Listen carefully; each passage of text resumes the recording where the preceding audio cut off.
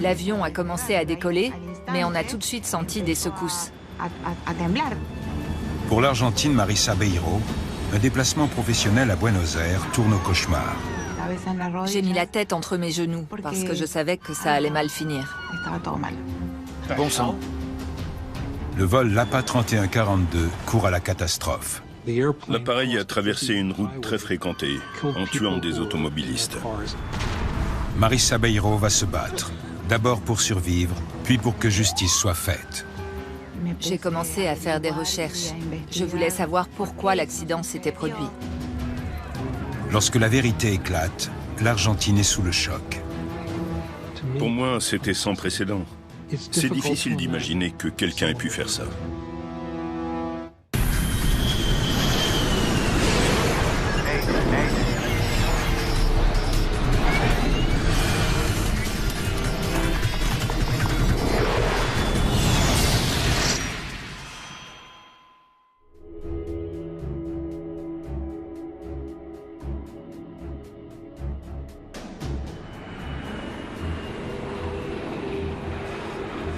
Il est 20h à l'aéroport Jorge Newbery de Buenos Aires, la capitale argentine.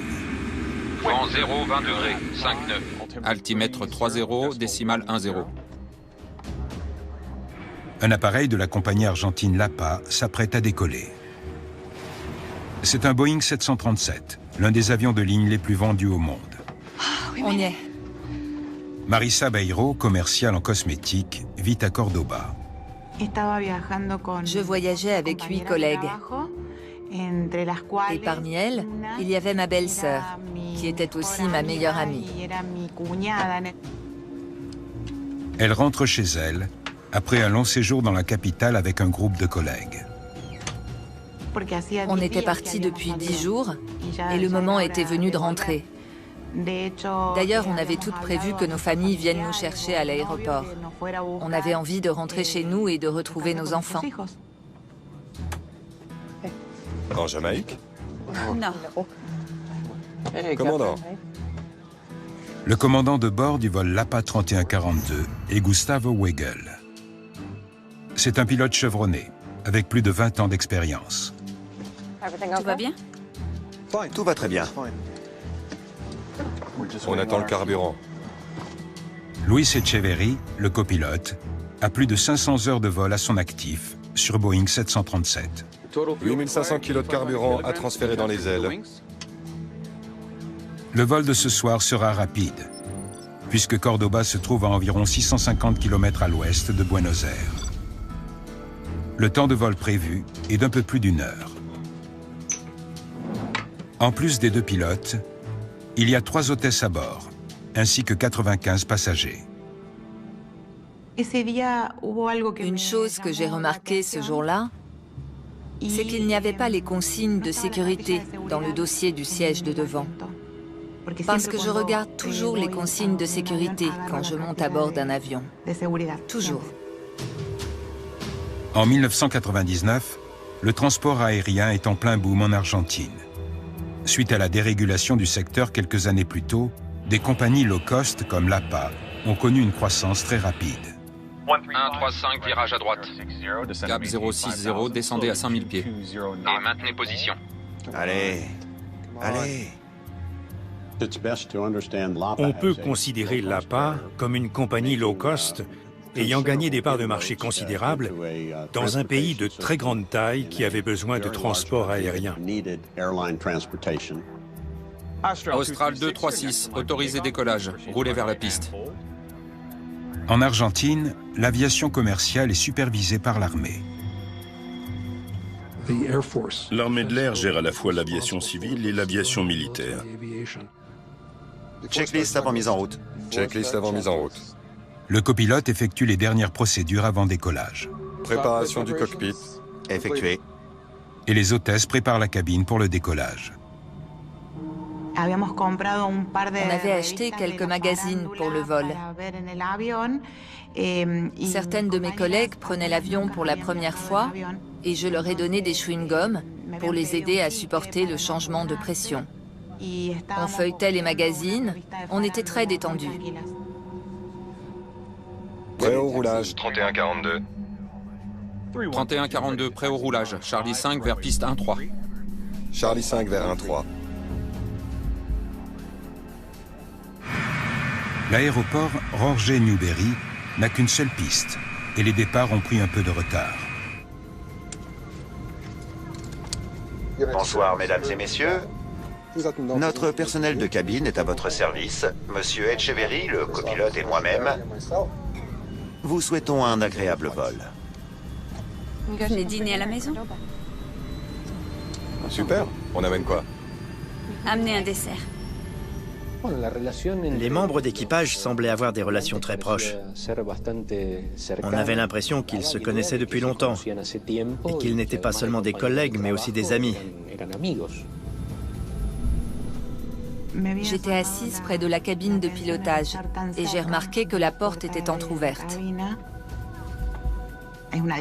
D'habitude, la porte est toujours fermée, mais là, ce n'était pas le cas. On va décoller, tu devrais retourner en cabine. Ok les gars, c'était un plaisir. À tout à l'heure. Dépêche-toi.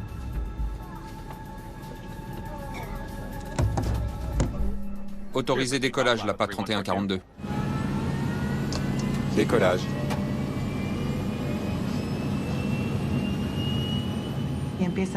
L'avion a commencé à rouler, à accélérer, et on est arrivé à ce moment où on sent qu'il prend la vitesse nécessaire pour décoller.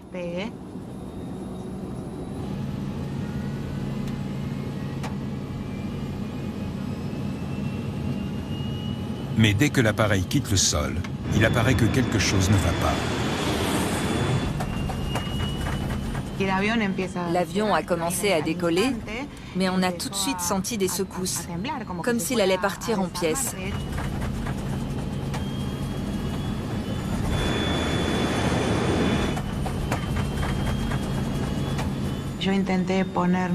J'ai mis la tête entre mes genoux, parce que je savais que ça allait mal finir. On a compris tout de suite que la situation était grave. Bon sang. Fonçant à 160 nœuds, soit près de 300 km/h, le Boeing 737 reprend brutalement contact avec la piste. Il y avait une zone de prolongement dégagée au bout de la piste, mais l'appareil a continué d'avancer à une vitesse relativement élevée. Sur la trajectoire de l'appareil se trouve une route très fréquentée et une station de distribution de gaz. Stop, stop, stop, stop! Ça a été très vite. J'ai regardé mes amis et puis j'ai mis la tête entre mes genoux. Non, non, non, non, non, non, non! L'appareil a traversé une route très fréquentée, sans avertissement, en tuant des automobilistes. Non! Non! Non!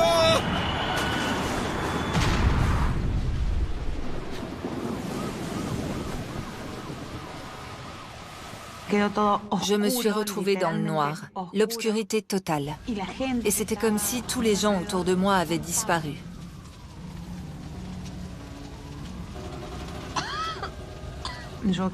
J'étais écrasée entre le siège de devant et le dossier du mien, qui avait été poussé vers l'avant. Et je sentais une chaleur extrême autour de moi. J'étouffais. Il fallait que je sorte, mais je n'arrivais pas à détacher ma ceinture. Urgence, le vol Lapa 31-42 vient de s'écraser. Les services de secours se ruent sur les lieux, car chaque seconde compte pour les survivants à bord. Le Boeing 737 est englouti par les flammes. À ce moment-là, j'ai cru que j'allais mourir. Et puis, il s'est passé quelque chose que je n'arrive toujours pas à expliquer. Peut-être que c'était un ange ou Dieu, je ne sais pas. Mais quelqu'un a détaché doucement ma ceinture et j'ai entendu une voix dire « Sors !» Luttant pour sortir de l'appareil, Marie s'avoue qu'aucune de ses amies n'a survécu. Elles étaient toutes déjà mortes. Elles sont mortes sur le coup.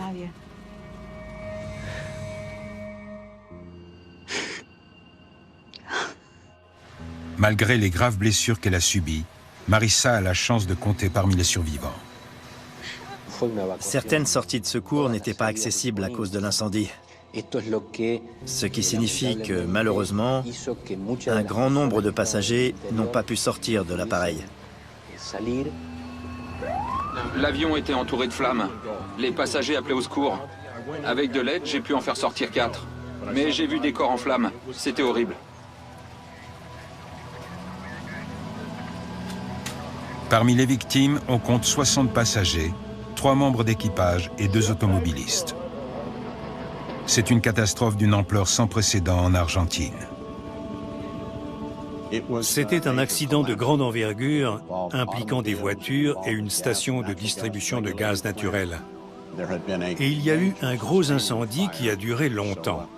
Donc, c'était une catastrophe aérienne majeure.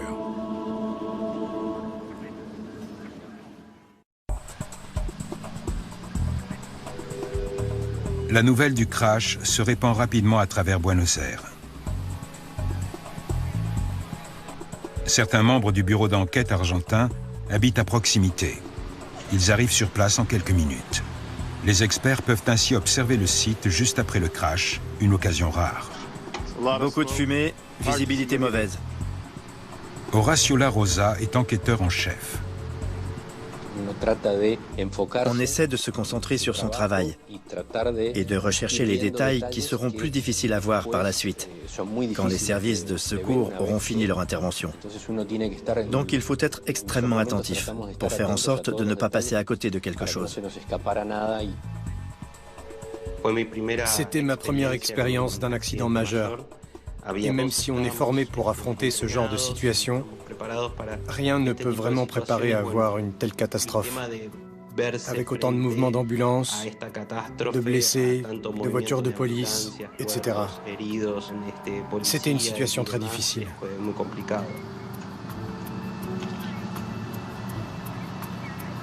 Les 2 pilotes sont morts. D'accord. Merci. Le commandant de bord et le copilote ayant tous les deux trouvé la mort, les débris calcinés constituent le seul espoir de comprendre la cause de l'accident. La première chose à faire, c'est une inspection visuelle du site. Il faut étudier tous les éléments et essayer de se mettre en situation, ce qui est très difficile quand les dégâts sont aussi importants.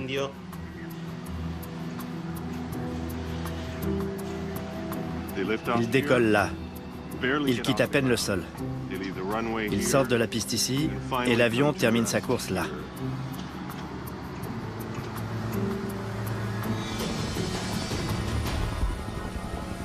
Le Boeing 737 étant un appareil américain, le NTSB, le Conseil national de la sécurité des transports aux États-Unis, envoie une équipe sur place. On est là pour vous aider. J'étais accrédité par le gouvernement américain pour participer à l'enquête officielle. Rodrigo. Enchanté. C'est une affaire qui a fait grand bruit en Argentine. Et il y avait une forte pression sur l'équipe d'enquête pour apporter rapidement des réponses claires. Dans le cas d'un accident au décollage, il y a de nombreux facteurs à prendre en compte, notamment tout ce qui concerne les moteurs. Est-ce qu'ils produisaient la puissance nécessaire? Quand on observe les moteurs après un accident, il y a certains signes qui indiquent très clairement s'ils tournaient ou s'ils ne tournaient pas. Regardez là et là. On dirait que les aubes tournaient. Le type de dégâts subis par les aubes de rotor indique que les réacteurs fonctionnaient normalement au moment du crash. Il n'y a donc pas eu de panne moteur. Regardez ça. Cependant, les enquêteurs remarquent autre chose au niveau des moteurs. Quelque chose de troublant. Un des inverseurs de poussée est déployé. Je me souviens très bien que le capot de cet inverseur de poussée semblait ouvert. Les inverseurs de poussée ne doivent être déployés qu'au moment d'atterrir. Ils permettent de freiner l'appareil en redirigeant les gaz d'échappement. Il y a des capots qui s'abaissent vers le flux des fumées d'échappement. D'une certaine façon, c'est comme une marche arrière qui permet de ralentir l'appareil en mouvement. Le déploiement d'un inverseur au décollage pourrait causer un déséquilibre de poussée fatal. Il était très important de déterminer comment ces inverseurs de poussée avaient pu se retrouver dans cette position. Regardez. Les volets ne sont pas sortis. En examinant les ailes de l'appareil, les enquêteurs font rapidement une autre découverte importante. J'ai pu voir, avec quelques-uns de mes collègues, que les volets de l'appareil n'avaient apparemment pas été déployés. Dégagez-moi ce bout d'aile. Au moment du décollage, les pilotes de Boeing 737 doivent toujours déployer les volets. Ceux-ci permettent d'agrandir la surface des ailes et donc d'augmenter la portance. Sans cela, un Boeing 737 à pleine charge ne peut pas quitter le sol. Les enquêteurs doivent donc établir pourquoi les volets se trouvent dans cette position. Se sont-ils rétractés au moment du crash? Ou bien n'ont-ils pas été déployés du tout? Quand on voit une anomalie comme celle-là, la position des volets, on commence à se poser des questions. Qu'est-ce qui a pu se passer? Est-ce que quelqu'un a rentré les volets? Ou bien est-ce que ça peut s'expliquer par un dysfonctionnement électronique ou hydraulique? Il faut étudier tout le système. En conséquence, il fallait rassembler le maximum de données pour essayer de comprendre ce qui s'était passé et pouvoir le prouver. Les capots d'inverseurs de poussée nécessitent une étude approfondie, de même que les volets. Mais les enquêteurs doivent d'abord se concentrer sur la recherche des boîtes noires. Les boîtes noires jouent un rôle crucial dans une enquête sur un accident aérien. Ce sont souvent les preuves décisives dans une enquête. Les enregistreurs de bord sont rapidement retrouvés. Mais il y a un problème. Comme les inverseurs de poussée, les deux boîtes noires sont gravement endommagées et l'Argentine ne dispose pas d'un laboratoire capable de les analyser. Il faut envoyer les boîtes noires à Washington, à plus de 8000 km au nord, ce qui fera perdre un temps précieux à l'enquête. Il y avait beaucoup de pression pour récupérer rapidement les informations de l'enregistreur de conversation et de l'enregistreur de bord. Il fallait rassurer le public et les médias pour montrer que l'enquête avançait et qu'elle avançait vite. Les enquêteurs ne disposent pour l'instant que d'un ou deux éléments troublants pour satisfaire la soif de réponse de tout un pays. Comment expliquer le terrible drame du vol l'APA 3142 ?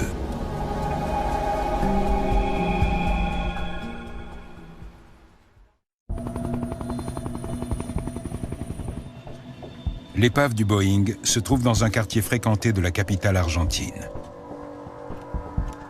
Je ne veux rien laisser ici. On emmène tout. Parmi les milliers de débris, la moindre pièce pourrait fournir un indice important. On a pu emporter les débris dans un hangar, aménagé spécialement. Là, on avait la possibilité d'étaler tous les mécanismes, de prendre des photos détaillées de l'épave et aussi de relever les mesures des instruments restants. Le témoignage du contrôleur aérien est également recueilli. Les enquêteurs veulent le maximum d'informations sur la tentative de décollage. Est-ce qu'il y avait quelque chose d'anormal? On avait du retard, il y avait beaucoup de trafic. Voilà la liste des appareils qui ont décollé. Il apparaît que le vol 3142 n'a pas décollé à l'heure prévue. Par ailleurs, le contrôleur aérien signale que les contacts radio étaient inhabituels. Autorisé décollage, l'APA 3142. Décollage. Le copilote ne répétait pas toujours les instructions comme le veut la règle, et il ne donnait pas son indicatif d'appel. Si quelque chose vous revient, appelez-moi. Très bien. En dehors de cela, le contrôleur ne peut malheureusement pas fournir beaucoup de nouvelles informations. La catastrophe du vol LAPA 3142 n'a pas encore livré tous ses secrets.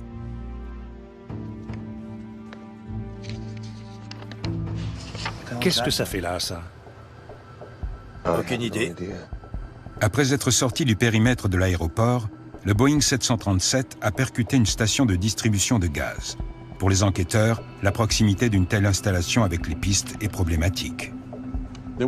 La présence de ce bâtiment public qui assurait la distribution du gaz soulevait des questions. La proximité de l'installation industrielle mène les enquêteurs à examiner les autres facteurs de risque de l'aéroport.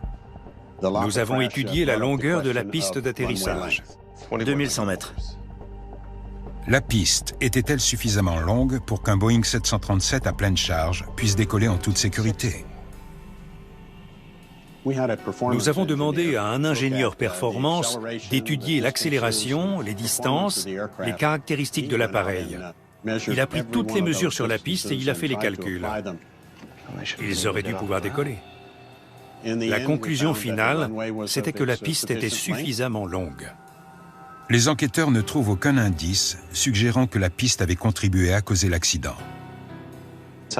Même si c'est un aéroport urbain, avec tout ce que cela implique, les infrastructures étaient insatisfaisantes.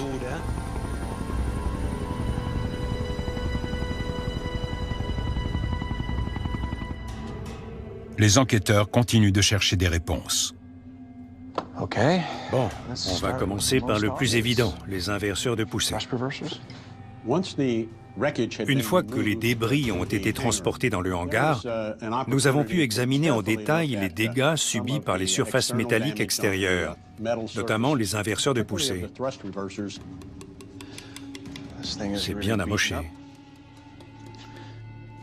Les enquêteurs constatent des dégâts sur l'inverseur de poussée qui ne semblent pas dus à l'impact avec le sol. Une balise lumineuse endommagée, retrouvée en bout de piste, fournit alors un indice. Il n'y a aucun autre élément qui aurait pu percuter ça. L'inverseur de poussée étant la seule pièce assez basse pour toucher une balise, il a forcément été déployé avant la collision avec le sol. Donc nous savions qu'un capot d'inverseur de poussée avait percuté une balise lumineuse en bout de piste, ce qui confirmait clairement qu'un inverseur de poussée avait bien été déployé. L'inverseur de poussée fournit donc une explication possible pour le crash. L'autre étant les volets, qui ne semblaient pas avoir été sortis. Les volets jouent un rôle extrêmement important parce qu'ils permettent de décoller et d'atterrir à une vitesse moins élevée.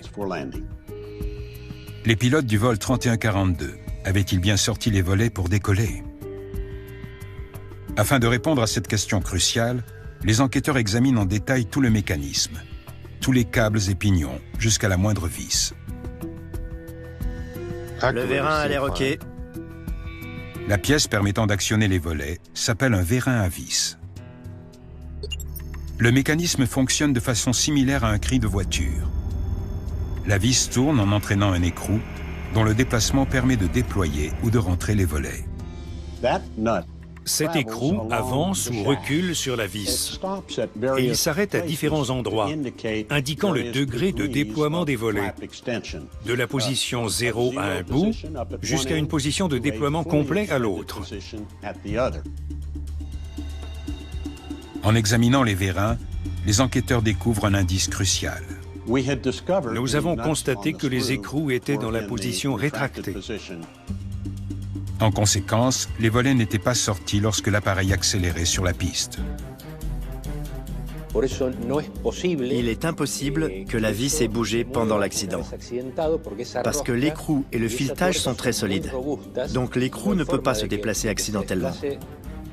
Nous avons retrouvé 6 des 8 écrous et ils étaient tous dans la même position. Dans le cockpit, le levier des volets confirme cette conclusion. Il est abîmé, mais il est clairement dans la position volet rentré. Le levier avait laissé une marque dans la position volet rentré. Donc c'était impossible qu'il ait bougé pendant l'accident.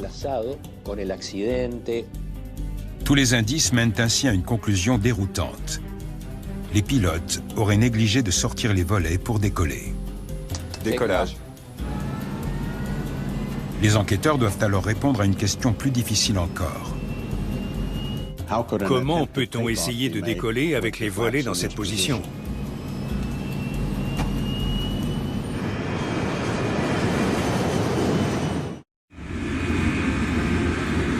Le cockpit du Boeing 737 est équipé de systèmes de sécurité, justement conçus pour empêcher les pilotes de tenter un décollage sans volet.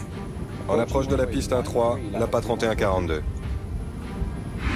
Les enquêteurs s'interrogent. Ces systèmes de sécurité ont-ils été défaillants le jour de l'accident? Ils examinent un voyant du tableau de bord qui s'allume lorsque les volets sont correctement déployés pour le décollage. Si le système était défectueux, l'ampoule s'est peut-être allumée alors que les volets n'étaient pas déployés, ce qui aurait induit les pilotes en erreur. Pour comprendre ce qui avait pu se passer, nous avons dû recouper énormément d'informations. C'était un long processus d'analyse. Lorsqu'une ampoule est éteinte, le filament est froid et cassant. Et après le crash d'un avion, on constate généralement que l'impact a brisé les filaments froids. En revanche, le filament chaud d'une ampoule allumée a plutôt tendance à se déformer. La minuscule ampoule fournit ainsi un indice important. Le filament est cassé. Le voyant des volets n'était pas allumé.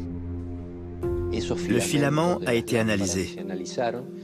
Et nous avons constaté que l'ampoule était éteinte. Décollage. Le voyant des volets fonctionnait donc correctement.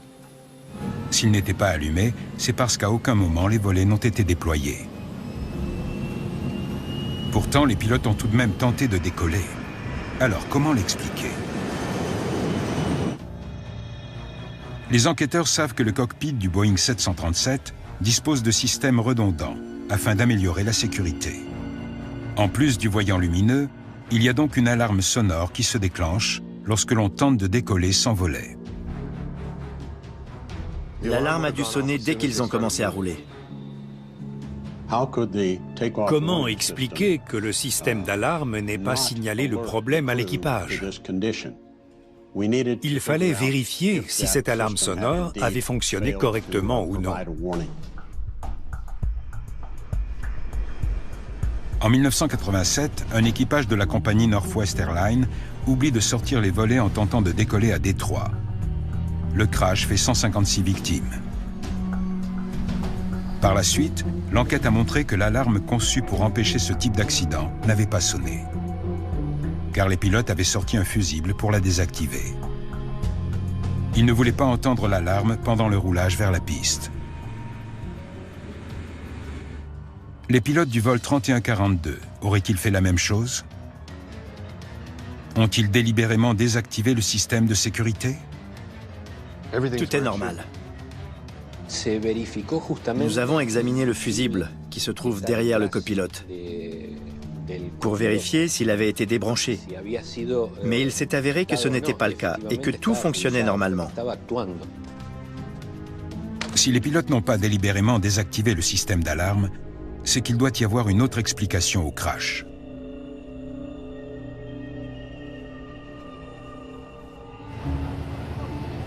Pendant ce temps, la colère continue à monter à travers l'Argentine. L'opinion publique exige des réponses. C'était une catastrophe majeure en Argentine, telle que le pays n'en avait jamais connue.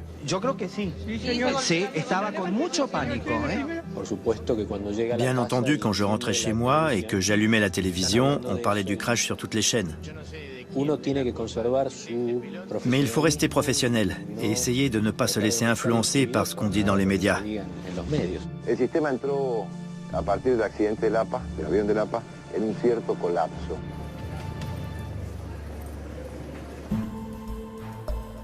Affichez les données sur l'écran. Les données des boîtes noires, indices déterminants, arrivent enfin de Washington. Les enquêteurs espèrent qu'elles leur permettront de savoir exactement ce qui s'est passé à bord du vol 3142 au moment du décollage. Bien. Voyons la position des volets et la performance moteur. L'enregistreur de données de vol avait conservé 10 paramètres sur les 11 prévus. C'est bien ce qu'on pensait. Pas de volet. Les données confirment les premières constatations de l'enquête. C'était l'un des paramètres les plus importants, les volets. Ils sont restés en position 0 sur toute la piste, sans aucune modification. Pas de problème moteur. Quand nous avons regardé le rapport de pression des moteurs, cela a confirmé l'idée qu'il s'agissait bien d'une tentative de décollage normale. L'enregistreur de données de vol n'indique pas si les inverseurs de poussée ont été déployés. Mais les données moteurs constituent un indice important. Les inverseurs ont dû être déployés là. Au moment où les inverseurs sont déployés, les pilotes augmentent également la poussée afin d'obtenir un freinage plus puissant. Les données de la boîte noire laissent supposer qu'au dernier moment, les pilotes ont déployé les inverseurs et augmenté la poussée, dans une tentative désespérée d'éviter la catastrophe. Le rapport de pression des moteurs a augmenté, puis baissé, très clairement. Et puis, il a augmenté à nouveau, certainement lorsque les inverseurs ont été actionnés. On revient à l'affichage global.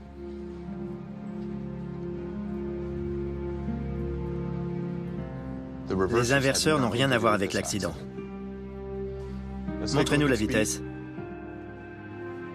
Les données des boîtes noires montrent également que la vitesse et la longueur de piste étaient suffisantes et que l'appareil aurait pu décoller en toute sécurité si les volets avaient été sortis. Alors, voilà ce que montrent les données. À V1, ils sont là. Et ils ont encore 840 mètres de piste devant eux. Quand on arrive à la vitesse V1, on ne peut plus annuler le décollage, parce que la longueur de piste restante n'est pas suffisante pour s'arrêter. Sans volet, il décroche. L'appareil reprend contact avec le sol ici. Il reste 50 mètres de piste, impossible de s'arrêter à temps. C'est alors une question troublante qui s'impose aux enquêteurs. Jusqu'ici, ils auraient pu annuler le décollage sans risque, mais ils ne l'ont pas fait. Pourquoi? Bon sang.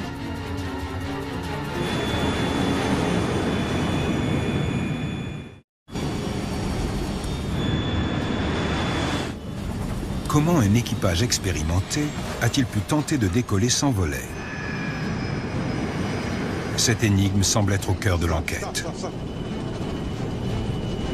Non. On se demande comment cela a pu arriver. Qu'est-ce qui s'est passé dans ce cockpit, dans cet avion et dans cette organisation qui fait que cet équipage a négligé une étape indispensable pour voler? Les enquêteurs se tournent vers l'enregistreur phonique. C'était la seule possibilité que nous avions. Tout va bien?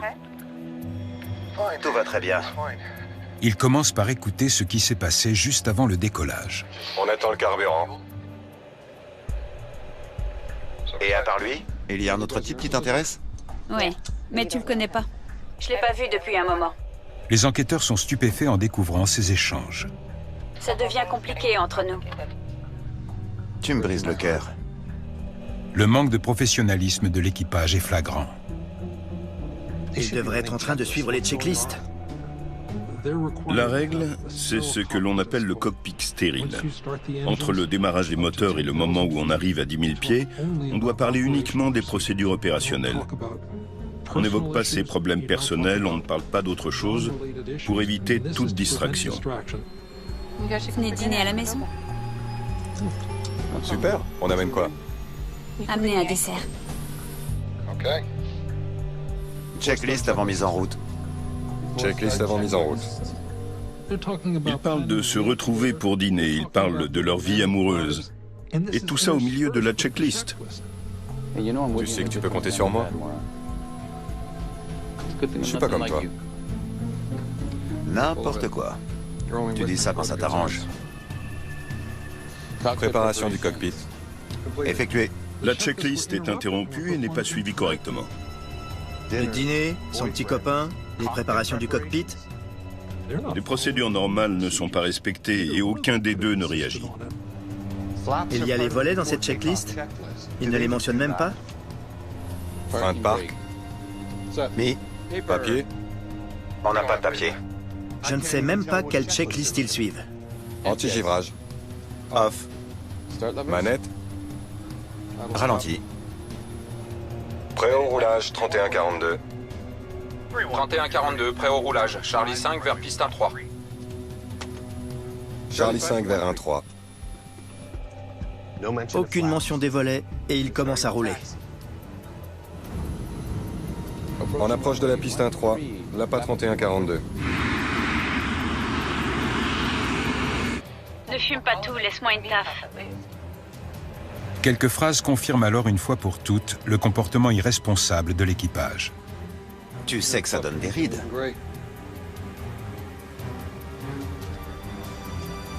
Merci. Il fume dans le cockpit. Ils se passaient une cigarette qu'ils ont partagée à trois. Or, il est strictement interdit de fumer dans le cockpit. On va décoller. Tu devrais retourner en cabine. Ok, les gars. La raison pour laquelle les pilotes n'ont pas sorti les volets apparaît désormais clairement. Dépêche-toi. C'est un mélange fatal de distraction et de négligence. Autorisé décollage, l'APA 31-42. Reste à savoir si les pilotes ont entendu une alarme signalant un grave problème au moment de l'accélération. Décollage. Il était très important de vérifier si on entendait le son d'une alarme sur l'enregistrement.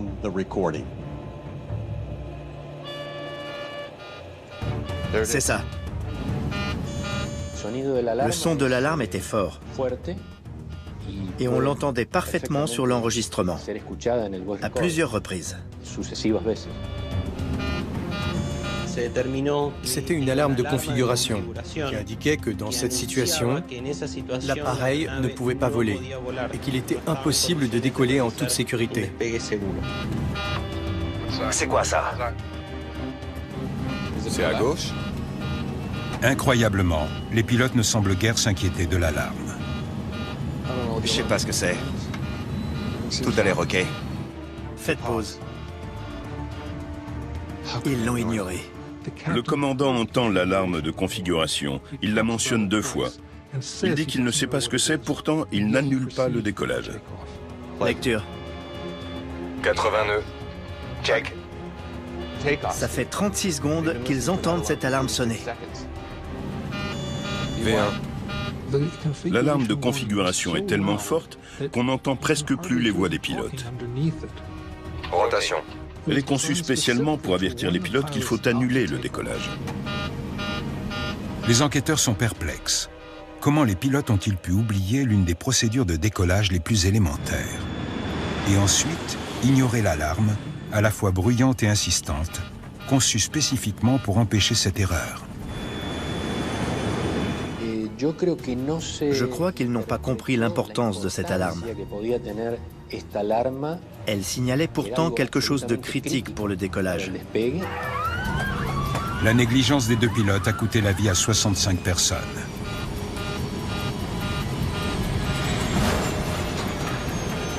Reste à savoir comment cet équipage a pu se retrouver aux commandes d'un avion de ligne. Quand on voit le comportement des pilotes, cela soulève des questions non seulement sur les individus, mais aussi sur la compagnie et la façon dont elle était gérée. Stop, stop, stop, stop.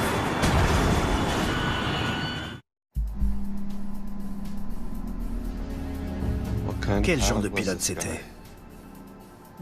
Cela fait partie de la procédure standard dans une enquête, d'étudier les dossiers de formation des pilotes. Les enquêteurs constatent que le commandant Weigel avait plus de 20 ans d'expérience. Son dossier ne mentionne aucun accident sérieux. Néanmoins, plusieurs éléments montrent qu'il était sur une pente glissante depuis assez longtemps. Pas vraiment un dossier sans tâche. En ce qui concerne le commandant, des défauts avaient été signalés à plusieurs reprises et sur différents appareils. Il était noté qu'il réagissait lentement aux situations d'urgence ou aux situations critiques.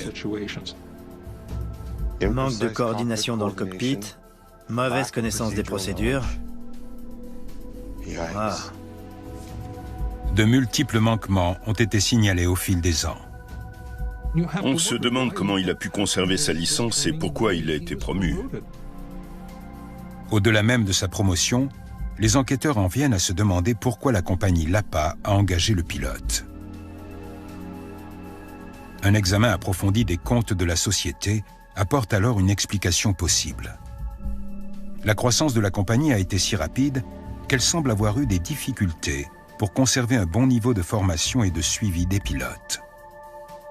Quand une compagnie connaît des changements majeurs, il arrive souvent que certaines choses se relâchent, comme la discipline dans le cockpit, parce qu'il y a un manque de vigilance. Leur succès les a perdus. C'est toujours un facteur de risque. Quand une compagnie grandit brutalement et qu'il y a tout à coup beaucoup plus d'appareils, d'équipages et de passagers à gérer.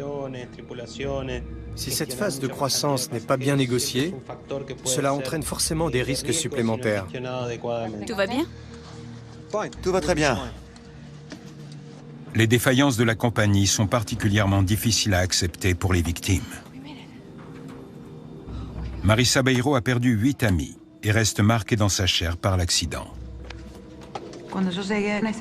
Quand je suis arrivée à l'hôpital, j'avais des brûlures sur 60% du corps. Ma trachée était gravement brûlée parce que j'avais inhalé de la fumée très chaude. Aujourd'hui, ça ne se voit pas du tout. Mais mon dossier médical montre que j'ai vraiment frôlé la mort. Pendant les 5 premiers mois de mon hospitalisation, je n'avais pas le droit de regarder ou d'écouter les informations au sujet de l'accident, ni d'en parler. Ensuite, j'ai commencé à faire des recherches et à suivre les rapports d'enquête, à lire des choses sur la vie du pilote. Je voulais savoir si des règles n'avaient pas été respectées et si oui, comment cela avait pu se produire. Lorsqu'elle apprend enfin la cause de toutes ces souffrances, Marissa est horrifiée. L'alarme a sonné pour signaler que les volets n'étaient pas bien configurés. Alors pourquoi est-ce qu'ils n'ont rien fait? En raison de leur manque de vigilance, 6 anciens dirigeants de la compagnie sont accusés de négligence criminelle ayant causé la mort. Marissa Beiro représente les victimes durant le procès. J'ai perdu 8 amies, elles sont toutes mortes. Au final, personne ne sera envoyé en prison. Je me suis mise à la place de mes amis pour essayer de les défendre devant tant d'injustice. Non, non, non, non, non, non, non! Stop, stop, stop, stop! J'étais en colère, furieuse, et je voulais une explication. Pourquoi? Non, non, non!